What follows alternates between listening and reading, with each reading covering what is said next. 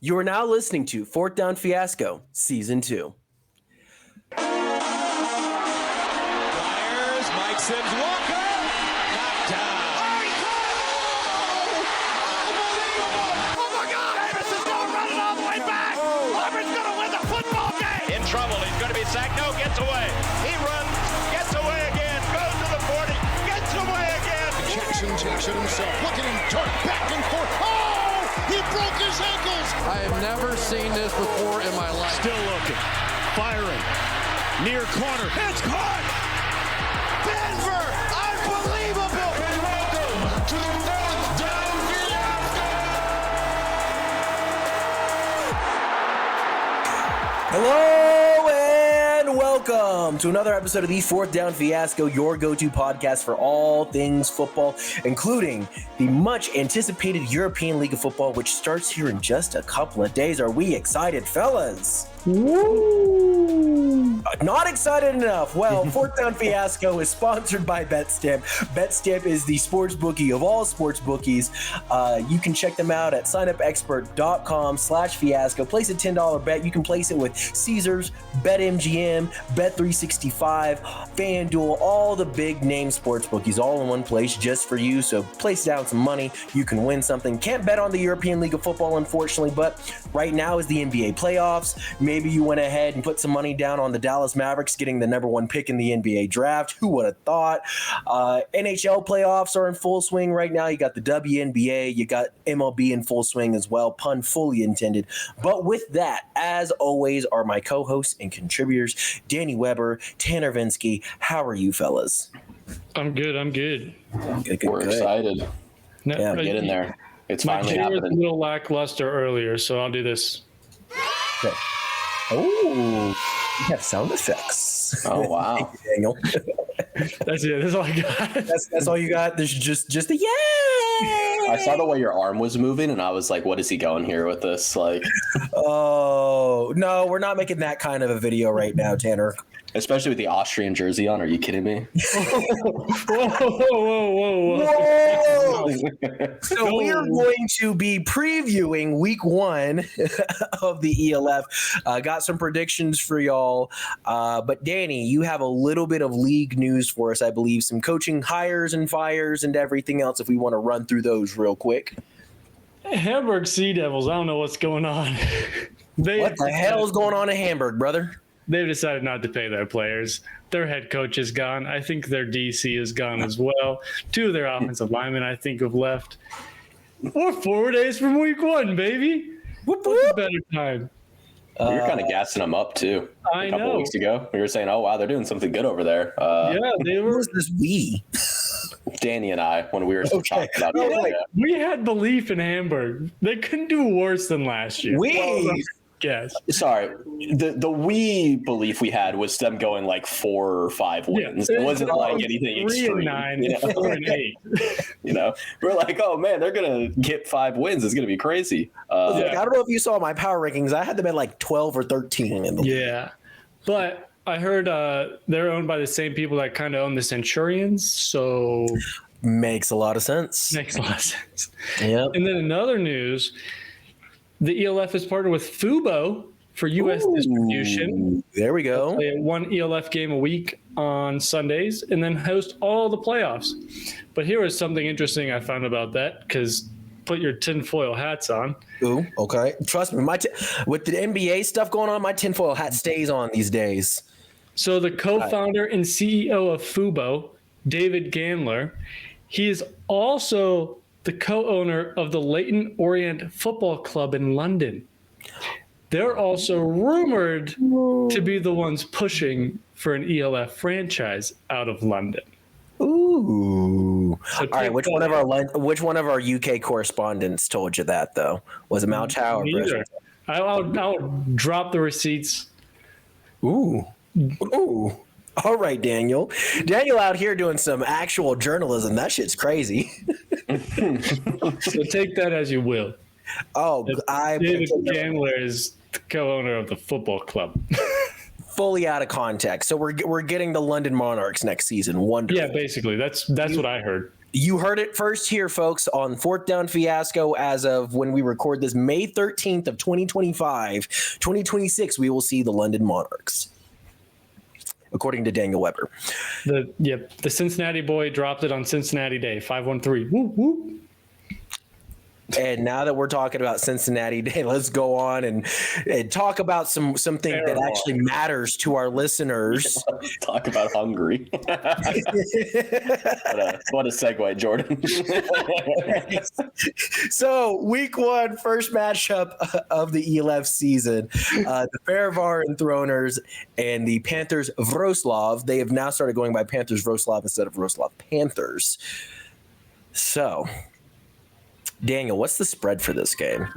Well, first off, I'm glad they switched from Panthers of Wrocław to Wrocław Panthers. It makes it much easier.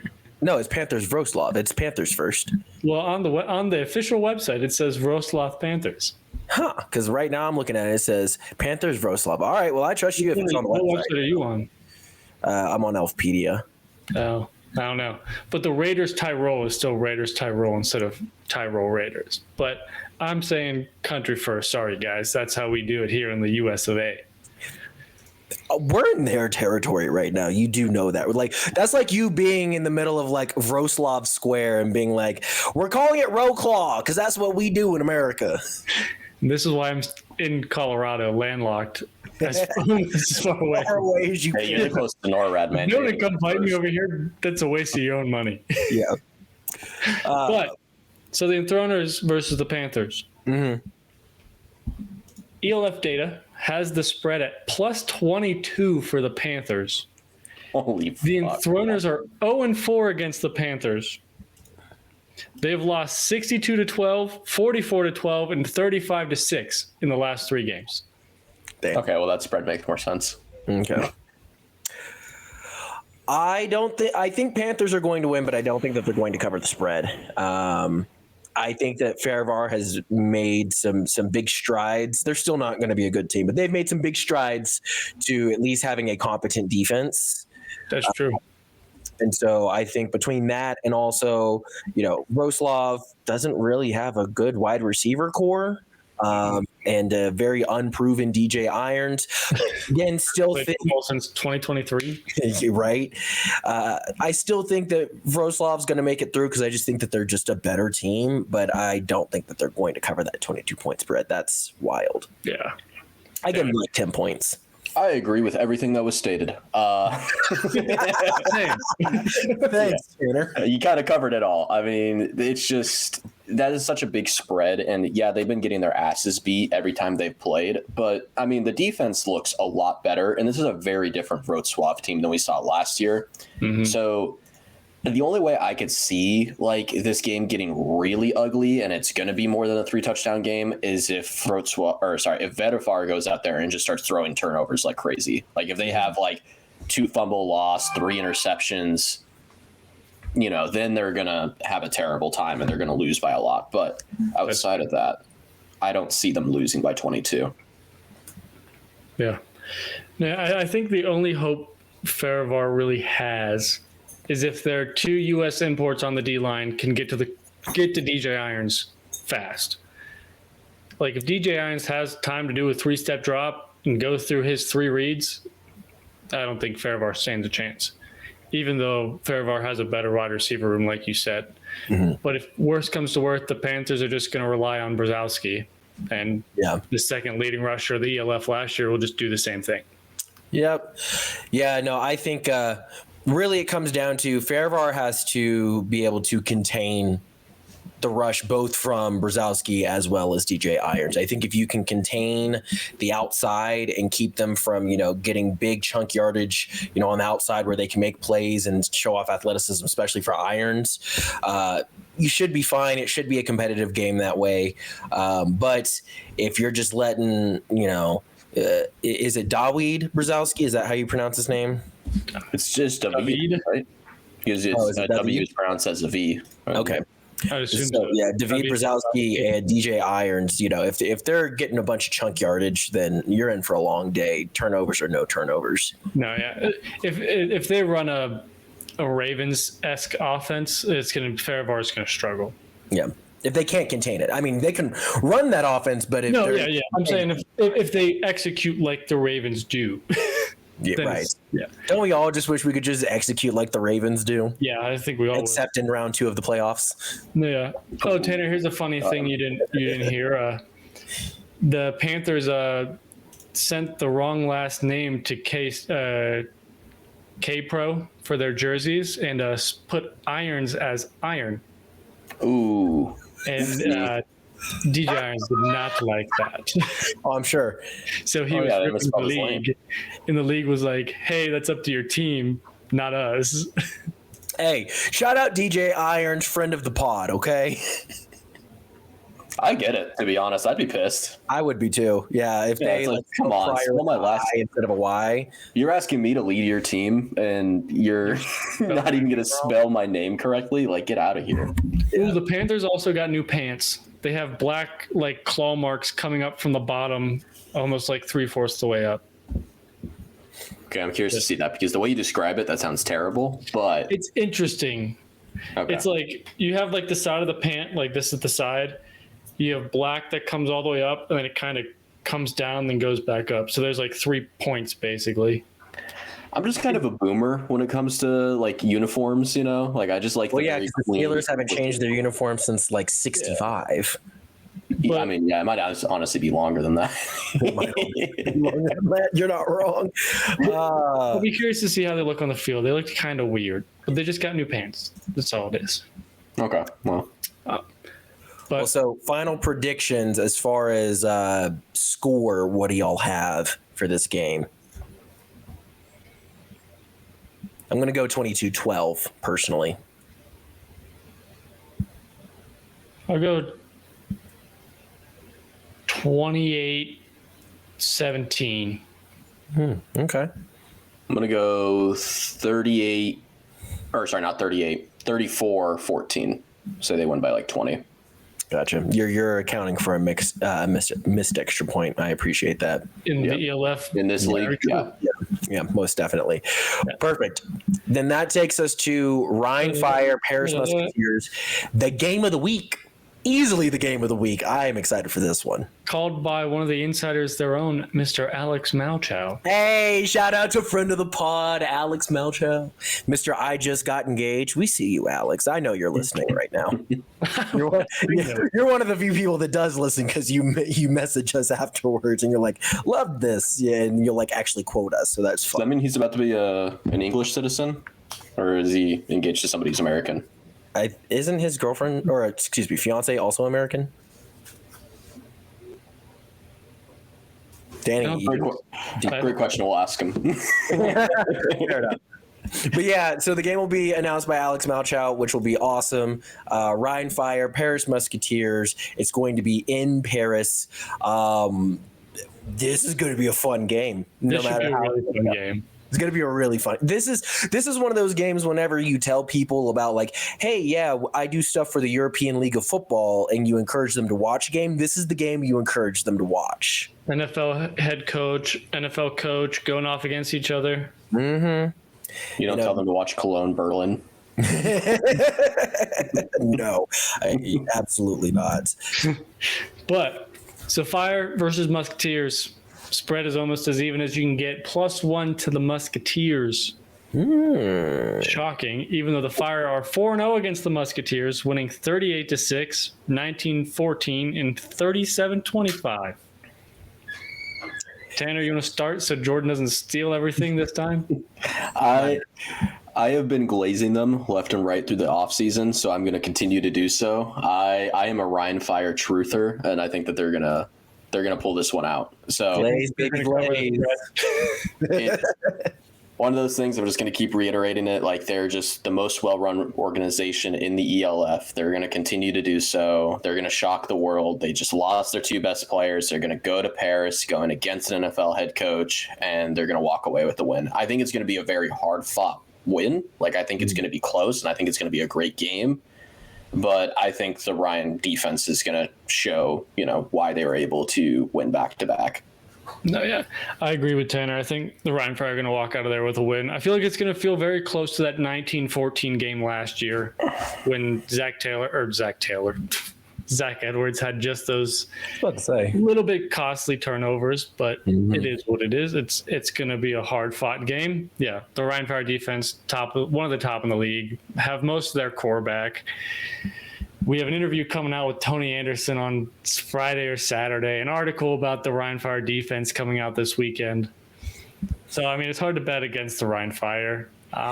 You kind of have to be stupid not to. Yeah, I mean, again, majority of the defense is coming back, talking about arguably, if not one, definitely the number 2 defensive back room in all of the ELF. Sure, you lose Tunga as well as Jadrian Clark, but you do bring Jeffries in, who is a phenomenal quarterback, was a phenomenal quarterback last year, really stuck it to Paris in that playoff game, and we'll definitely fill the shoes. The Tunga position, I'm curious as to how that's going to go at running back, but even despite having such a wonderful interview with Tony Anderson, and Tony, if you're listening, I am so sorry, brother, I am picking Paris for this one. My reason being is the one loss that Rhein has had in the past 2 years is against Madrid, who they had no film on, right? And I think that there is enough newness within this Paris offense and, what Coach Del Rio is going to bring to the table that there just might be some weird stuff that goes on in this particular game. Looks that they may not be used to, et cetera, et cetera. So I'm going to give it to Paris just because I think they have a little bit more of an element of surprise, but I can definitely see a world where, because we've seen it happen with all the elite quarterbacks in the league, basically, Henderson could struggle, and if Henderson does struggle in this game, then Ryan's going to walk away with it. Even though Henderson had 91 touchdowns last year, that's the GFL. He had like 10 Americans on his offense. Yeah. He has one other one now. This is a different league. It's a more competitive league. There's a reason why a lot of guys go from the GFL to the ELF and not vice versa. And if they are, it's normally because they weren't getting the playing time that they wanted in the ELF. So definitely a different league. And again, that Rhein secondary they are nasty and they got dogs, but I'm still going Paris. Just for today. I think this is the one loss that Ryan has like all season. And then we're going to, like Tanner said, it's going to be playoff time. We're going to be like, wow, Ryan found a way to win a 3rd championship. You think Fire are going to beat the Vienna twice in the regular season? I mean, they're definitely going to beat you at least once. No, I'm not saying they won't, but I don't know. I don't know. Y'all's offense kind of struggled against that defense. I'm just saying. Couple fumbles, it happens. New year, can't think about 2024. Just like Tony Anderson said. Hey, true. There you go. So that's our first different game of the year already. 2 games in, and we're already split. Love it. Tanner and I. Oh, and did we mention if we were going? Well, I guess I'm the only one who can say whether or not if the spread will be covered, and I think the spread 1 point spread. Hopefully, you win by at least 1 point. Yeah, I'm going to say that they cover the spread. I have them winning by 3. I think it's going to be a tightly contested game. Game-winning field goal. Honestly, wouldn't be surprised. No, yeah. Final scores from you gentlemen? I think it's going to be defensive. I think it's going to be a really big defensive match. So I'm going to go. Got to account for weird missed field goals. Let's go 20-16. Field goal kickers though. 20-16. All right, I dig. So I'm thinking Ryan misses an extra point, and I think they're going to slow down Paris a lot. So I think they're going to kick like 3 or 4 field goals. So okay, going 24-21. Wow, you're just going straight up for the 24-21. That's crazy. I'm going to go 23-20. Paris. How do we think our other friend of the pod, Jordan Bois, is going to do in his first game back in the ELF? He's going to cook. He's going to cook. 150 yards. He's going to cook. He's going to go off. Yeah, that'll be right. fun to see. Another team that might go off, Tanner's team. Ooh. Hamburg Sea Devils versus the Madrid Bravos. Madrid. The Bravos are have a 15-point spread. They are also 2-0 against the Sea Devils, winning 63-13 and 52-9. I think that's going to continue. Yeah. I think they're going to smash the spread. Especially given what we know about Hamburg right now. Yeah. And all the shit they got going on. Yeah, they just lost a bunch of players 4 days before the season starts. They lost their coaches. I mean, they're going to get slaughtered. It's not going to be close, especially since it's in Madrid as well. It's in Madrid. Yeah. They just opened up 4 new sections of the stadium as well because they're selling a bunch of tickets. Good for them. Good for them. Yeah. God, that'd be so much fun. Yeah. Must be nice to have a team that's still in the league. But I'm really excited to see Sinet. Me too. Yeah. I think that this will be a perfect game for those of us who, have had questions about Sinet. I think that, Hamburg's strength is going to be their defense because they have Kitchens, correct? They have Kitchens. They have Nazir Streeter, one of the best DBs in the league. Like, their defense is not to be messed with. Right. But it's just that their offense is hot garbage. Could be worse. I mean, yes. Berlin, Cologne, there's still worse teams out there. Yeah, so they're not bottom of the barrel, but I wouldn't say that they're an average offense by any means. Yeah. Who's even on their team again? But it'll be cool to see Sinet, going up against a formidable defense.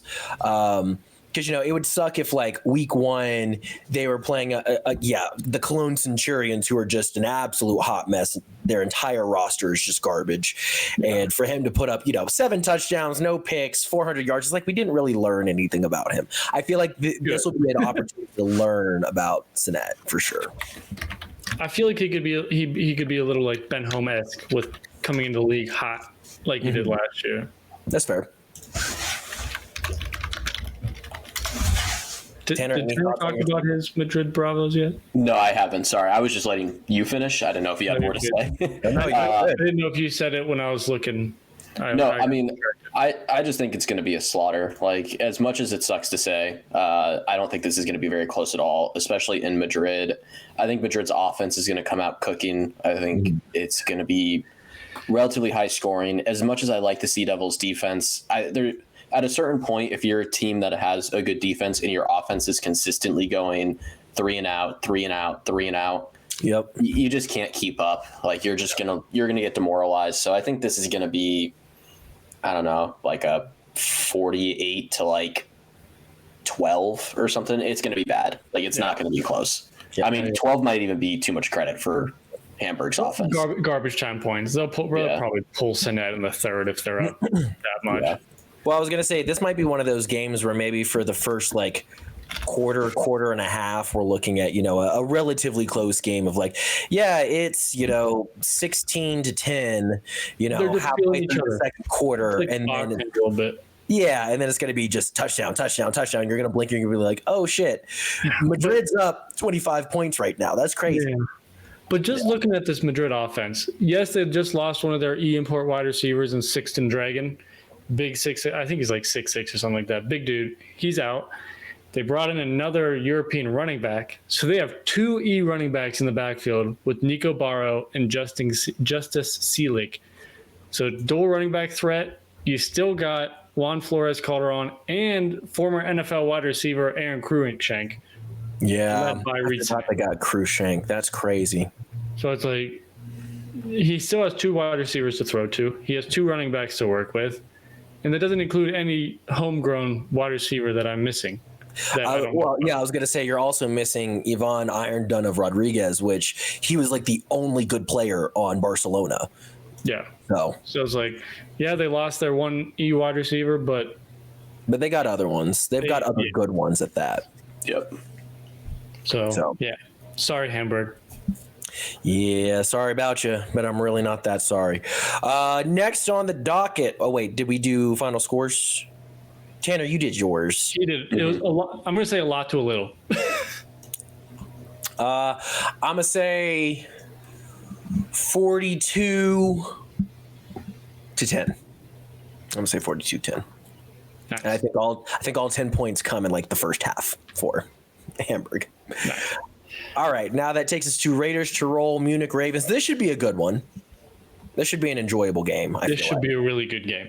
Yeah. Yeah, they have new quarterbacks and new teams, but these 2 teams seem to just be so evenly matched every time they play each other. And they seem to not like each other, which I like. And it's because they play each other every year for that stupid wild card spot, and they just alternate. Yep. You know, you gotta respect it. And both their matchups last year were really close, right? They were very close. I don't know. Well, besides the playoff game, yes. Yeah. Let me pull it up real quick. Both are regular season matchups, at least. So the spread for this one is even. It's at 0. Wow. So they have it at nothing. Perfect.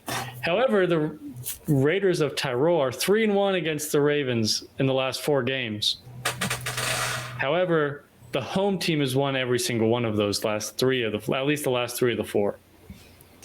And Tanner, you are right. Besides the playoff game, those 26-29 and 24-25. That 26-29 game was the one where it was the drive at the very end, right? Yep. Yeah, that game was awesome. That was a crazy game. Man, yeah, and I'm looking at these rosters right now too, and they're just even. They are. Like that's. I think I might just simply because of home field advantage give it to Munich. Actually, Danny, who did I put on my? You picked the Ravens, but in the pod you can say Munich.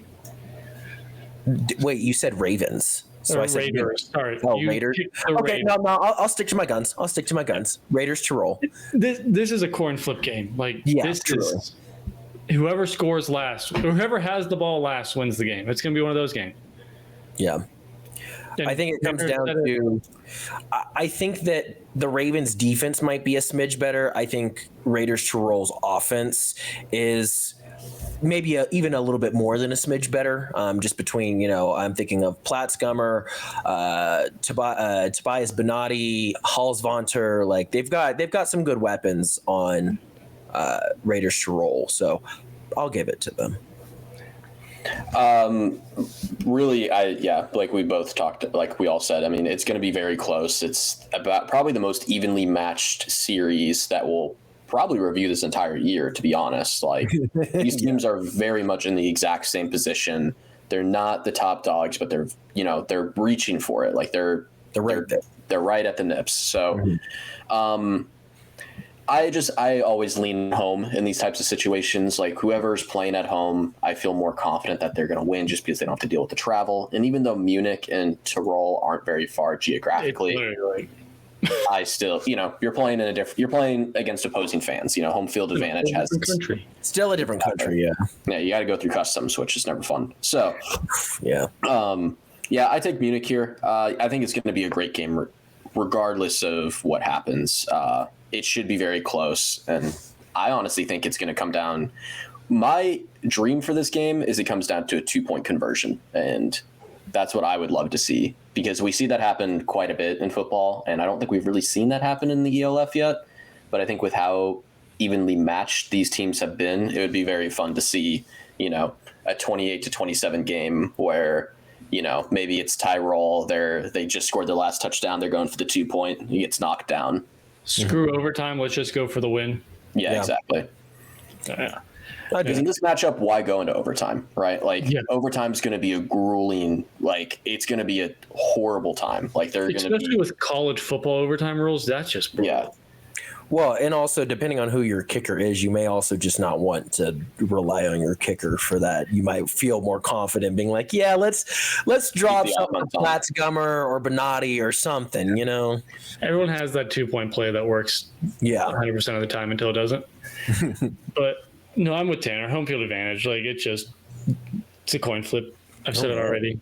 I will either be well ahead or well behind y'all at the end of this week, depending on how things shake up record-wise with our pickups. You're different on two sets already. No, I'm feeling mad spicy today. Mad spicy. All right, let's see your next spicy take. What's the next game you got? Well, we didn't do scores, Daniel. Oh, my bad. Well, Tanner keeps doing scores. Yeah, he does. I know he's doing a better job of that than we are. I'm gonna take Tanner's exact score, but I'm gonna flip it. It's gonna be 28-27 Raiders to roll. I'm gonna go 23-20. Fair enough. All right, now we got some. Well, there's nothing really spicy about this one. We got the Cologne Centurions and the Berlin Thunder. Could be spicy. You never know. In Berlin, no. And that's sad because I'm not very high on Berlin but I am just that low on Cologne right now. Especially when they're starting a European quarterback, not an American. Yeah. The second time in ELF history that an American has not started a game. And the only other head coach to do it was the one that is currently coaching the Centurions. Well, what is the spread, Daniel? +9 to the Thunder. The Centurions are 0-2 against the Thunder. They have not played since 2022, but it was 39-29 and 34-7. Well, definitely two very different teams from 2022, obviously. I think Berlin's going to cover that. No problem. Yeah, I would agree, especially not having a import behind. Yeah, I just don't think Cologne's going to put up really any points whatsoever. They'll probably get 3 in like garbage time or something like that. But yeah, give me Berlin. Yeah. Let's say 28-6. I was going to say 27-9, so that works. Yeah, I was thinking 30-3. So 30-3. Okay. Yeah, I don't think Cologne's going to do very well at all. I don't think they're, with how much of a mess that Cologne has been this offseason, their games are going to be ugly to watch this year. Even when they play maybe some of the, less talented rosters, I think they're still going to really struggle. Berlin's probably up there with one of their less talented rosters too, though. That's the sad thing. Well, yeah, I think Cologne will probably be the next team to self-relegate. So, yeah. Shout out Barcelona. There's no need to be on this one any longer. Let's talk about the Nordic Storm Helvetic Mercenaries, shall we? Let's do it. I'm excited for this game. It's going to be fun. I think it'll get ugly towards the end, but I think it'll be fun in the beginning. No, yeah, I agree. It'll be interesting to see the two rosters. We've never seen the Nordic Storm play. This Helvetic roster is completely overhauled. All 4 new imports. But the spread is sitting at +15 to the Nordic Storm. And to make it clear, they have never played each other before. Right. Yeah, thank you. Really? Say that. Ooh, that's tough. I like that spread because I think that, Helvetic's offense is going to put up some points. I mean, they have Keelan Cole, who, we didn't rank him number 1 in the ELF simply because we wanted to give respect to the guys who've been in the league for a couple of years and have been dominating. But if you want to talk about just blindly pulling somebody out of a bag, Keelan Cole is probably the most talented, just freak of nature in the league. So he's going to put up some hella crazy stats. I think the offense has the ability to do some things. I just don't know if their offense has the ability to keep up with the reigning 2-time finals championship MVP and 2-time reigning regular season MVP. No, I completely agree. I do think what we said earlier, though, where it's going to be close in the beginning, I think this could be a very competitive first half. And I think just the experience that Nordic's going to have just with, their quarterback and their running back just coming from those situations, I think they're just going to pull away in the second half. So I'm seeing let's go 45-28 game, Maybe it's like 21. Maybe it's like 21-21 all at the half. I'll bet it gets like one more touchdown in the second half, but Rhein Nordic really pulls away. I dig. I could see something like that. Yeah, a 40-20 game. Yeah, I'm just trying to decide on whether or not if I think they're going to cover the spread. I think they will. Yeah. Yeah, I could very well see it being like a 45-28 kind of thing, them winning by like 17. Seeing it at +15, I find it hard for them not to cover that spread. Yeah, I know, like they could win by 2 touchdowns and they'd be close, but I feel like it's like 2 touchdowns and a field goal. Yeah, and that's where I'm at right now. I think it'll be 2 touchdowns and a field goal. But it'll definitely, I'm with Tanner on this. I think it'll be a very fun first half of football for sure. There'll be a lot of these games will just kind of be feeling each other out. Yeah. First couple rounds of boxing. Yeah, like I said before, first couple rounds of boxing, just seeing who's going to throw the first punch.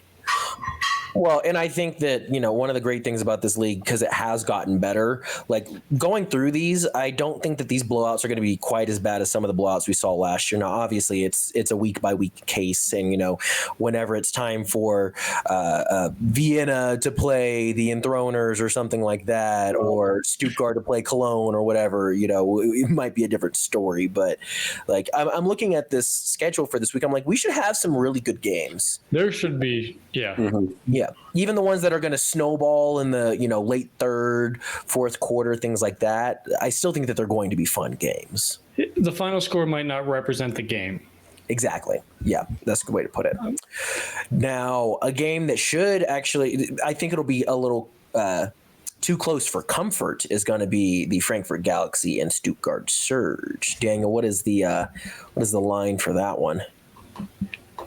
Before I say the line, I'll say the Galaxy are 4-0 against the Surge all time. Have not played since 2022. Which in 2022, Stuttgart was 0-12. With Mr. Randy Schroeder. Bro, why you got to throw out? Hey, shout out friend of the pod, Randy. It's Schrader, Daniel. We had a whole conversation with him about this. I know. But the last three matchups, 37-13, 26-20, 57-3. But like I said, those are kind of thrown out the window because Stuttgart is a whole different franchise nowadays. Yeah, like I would have been curious what those scores would have looked like if they would have played last year. But the spread, plus 18 to Stuttgart. Mm-hmm. Ooh. Yeah. We're feeling confident about that spread. Tanner? I don't think it's going to be that ugly. I think it's going to be ugly. I think they're going to still lose by 2 touchdowns. But I think Frankfurt's they're going to put up a fight. I think maybe we might see a 4-touchdown lead at some point, but I think Stuttgart might step off the gas a little bit. Frankfurt will come back into it. I just don't think Frankfurt's that bad of a roster to really get embarrassed, They're a playoff contender. Yeah. They are going to be fighting for that last wild card seed along with Munich, Tirol, and the Storm in Paris. Mm-hmm. So, yeah, I don't see plus 18 happening. I could see a plus 14 though, which it's only 4 points, but I feel like in football 4 points is quite a bit. But give me a plus 10, plus 14, kind of a late touchdown from Stuttgart to kind of just put it away. Mm-hmm.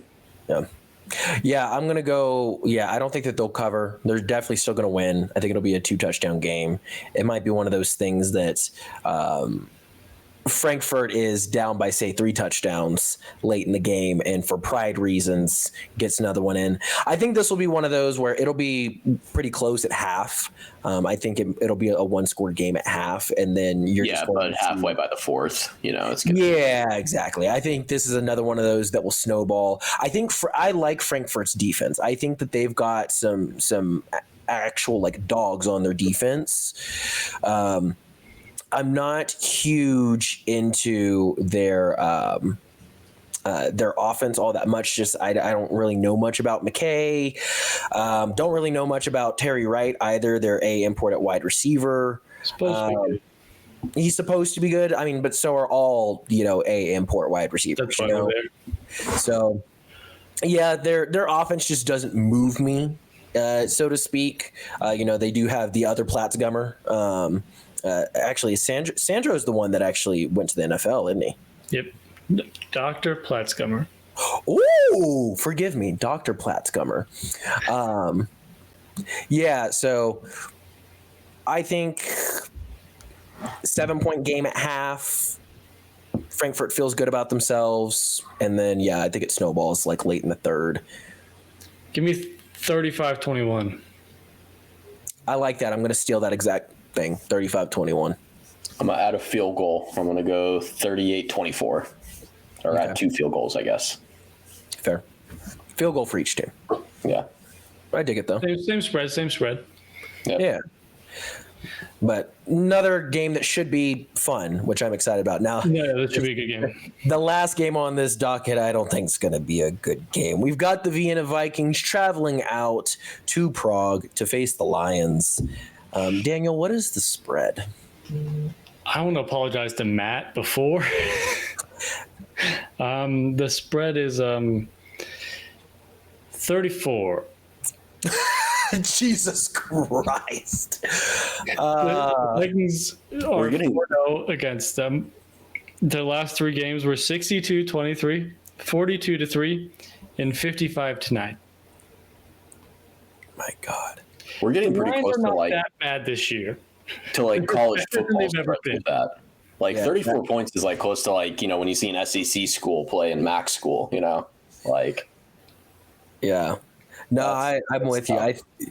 That is tough. It's Like that's a 65-30 game to cover that spread. I know. I'm saying like I'm afraid almost to even say that they'll cover just because that's just such a ridiculous. Like, is there even enough time in the game? They've done it. What is it? 55-9 covers it. 42-3 covers it. Like they've done it. No, I know that they've done it. God, it just feels so disrespectful. I know, but this offense is like, who do you guard in this offense? You can't double team anyone. Yeah. Like they have so many weapons. Like Ben Holmes can just sit there and be like, "You're open, touchdown. You're open, touchdown, interception. Let me throw 7 more touchdowns after that." Yeah, like this is one of those games that, dude, Ben Holmes could have an absolute stinker. Like could throw 3 interceptions, could fumble once, and they probably still would win by 21, 24 points. Yeah. So like the MVP race after this game is probably going to be like Ben Holmes, everyone else. Yeah, just because it's going to be just some stat padding for sure this game. Oh, he is covering for those games that he might miss for injury.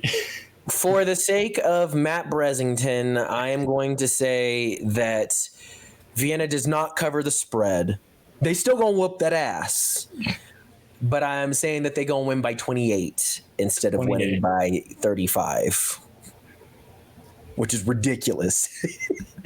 Yeah. Oh man. Well, see, this is where Danny and I's pick'ems differ. I'm just kidding. I was like, wait a minute, Tanner. I'm like, have you been drinking tonight? It confused me too. I made the graphic and I was like, wait, hold on, what did I do? No, Danny and I have the same freaking pick'ems this week. I'm going to say they cover. I like Prague. They got a great logo. They do have a good logo. It feels like a very they should be like FC Prague instead of Yeah. This is as much as I hate to say it might bite me too. It's like a preseason game for the Vikings.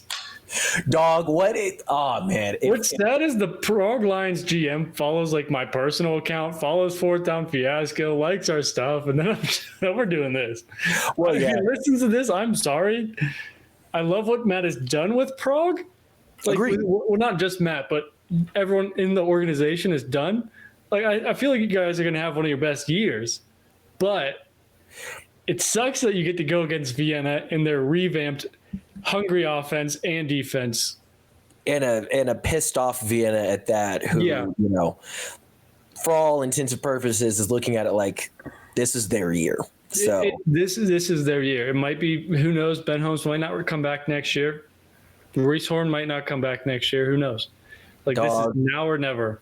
If Prague could figure out a way, though, it would be awesome. It would be incredible. I would be so happy. I will go buy an official Prague jersey if they upset Vienna. All right, so at 4:55 Mountain Time on 5/13 of 2025, Daniel Weber said that if Prague beats Vienna in week 1, he will go get a Prague jersey, and you will wear it on the podcast. Oh yeah, 100%.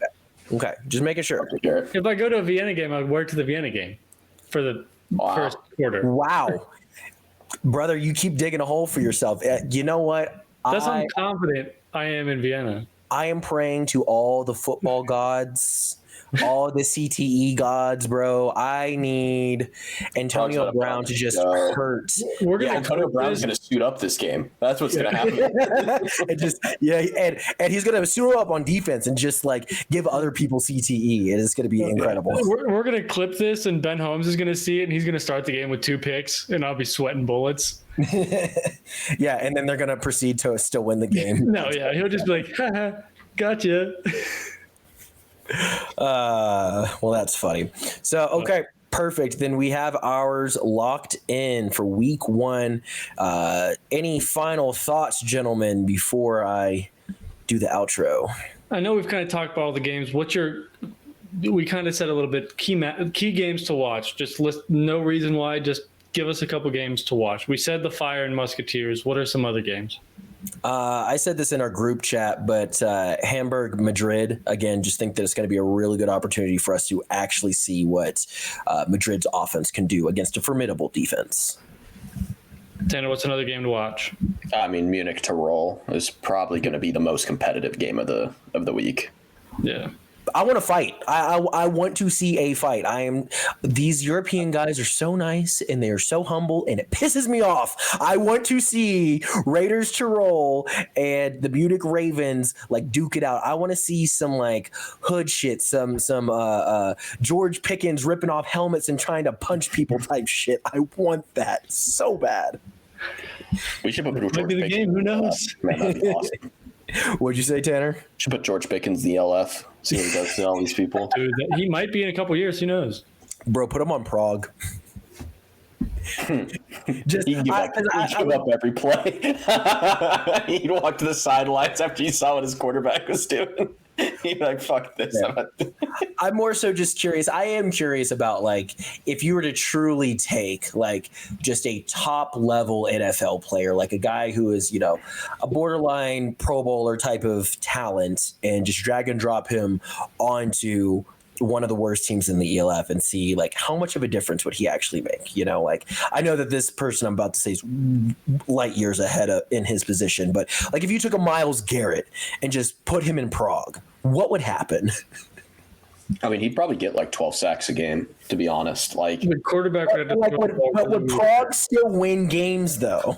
They could. I mean, just like think about, okay, so you got an offensive line out there. This offensive line, they're not even like D1 college level, probably. Yeah. Myles Garrett has had to go against the best tackles that are on the entire planet. Yeah. He's literally just going to be able to sideswipe every play. Like, the quarterback is going to have to either throw it away every play or just eat the sack. And if your offense is doing that, like, it's impossible to win, you know? Like, you'd have to have a running quarterback and roll out to the opposite side of him every single time. And even then, he might just be fast enough to catch him, to be honest. True. Yeah, I mean, you'd have to have, like, the fastest ELF quarterback out there. I don't know Jalen Henderson's 40 time, but it's probably quicker than... You just assuming that the black quarterback has the fastest 40 time, bro? Bro, your team has the white Lamar. What are you doing? Over Ben Holmes and like Riley Hennessy? Yeah, I bet Henderson has the faster 40 time. Brother, we have talked to white Lamar himself. He is a mobile quarterback. What are we doing, Daniel? I just pulled the D1 athlete out. My bad. Fair enough. I'm just giving you shit. Just give you shit. Well, perfect. Any last thoughts, gentlemen? Besides, I'm excited for the Enthroners Panthers game. I think that should actually be a pretty good game. It'll be fun. I think that this entire first week is going to be fun. No matter what the scores are, it's going to be fun. ELF is back. ELF is back, baby. Yeah. Well, on that note, because that's a happy note. We like that. Thanks so much, everybody, for listening. Alex Malchow, we know you made it to the end, and probably Jamal Clay, too. So shout out to you two fellas, friends of the pod. I bet Davide listens. I don't think Davide makes it to the end of the pod. We'll find out. I'm just saying, we are the dumb Americans to him. And you know what, Davide, if you were listening, I want you to quote that. But thanks so much for listening, everybody. This has been Tanner, Danny, Jordan saying so long. And also don't forget to follow us on social media. We are at @4thdown_pod on Twitter and at 4thdown Fiasco on Instagram and TikTok. Thanks so much, everyone. Fuck you, Adam Silver.